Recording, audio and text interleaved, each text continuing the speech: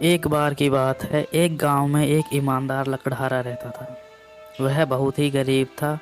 जब भी वह लकड़ी काट के बेचने जाता, कभी तो उसकी लकड़ी बिक जाती, कभी नहीं बिकती। इस वजह से घर का खर्चा पानी भी नहीं चल रहा था। इसलिए उसकी पत्नी उसे रोज ताने देती थी, तुम्हारी ईमानदारी की वजह से हम एक दिन ऐसे ही भूखे मर जाएंगे। तुम मेरी तरफ न ऐसे ही अपने बच्चे की तरफ देखो, वो बेचारा कहाँ तक भूखा रहेगा। अगर आज तुम कुछ नहीं लाए तो फिर देख लेना। अरे ओ भाग्यवान, क्यों चिल्ला रही हो? मुझे पता है आज मैं ज्यादा लकड़ी काटूंगा और शाम से पहले बेच कर राशन पानी ले आऊंगा, ठीक है। फिर लकड़हारा जंगल की तरफ चला जाता है और जंगल में अंदर के इलाके की तरफ चला जाता है।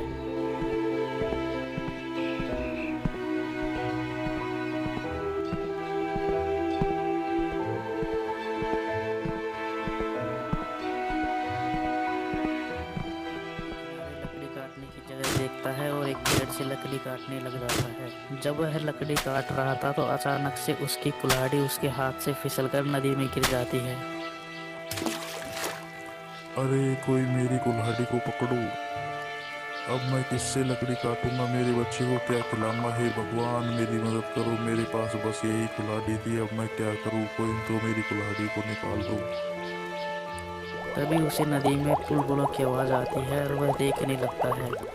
तो नदी में से तभी एक जलपरी निकलती है और लकड़हारे से पूछती है, तुम क्यों रो रहे हो?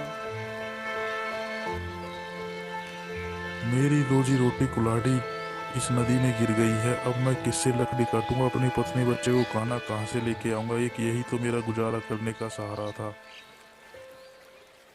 परी को उस पर दया आ जाती है।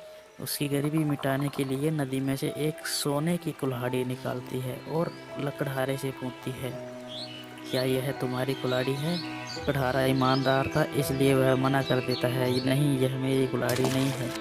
परी इस बार चांदी की कुल्हाड़ी निकालती है, फिर लकड़हारे से पूछती है। इसे भी लकड़हारा लेने के लिए इनकार कर देता है।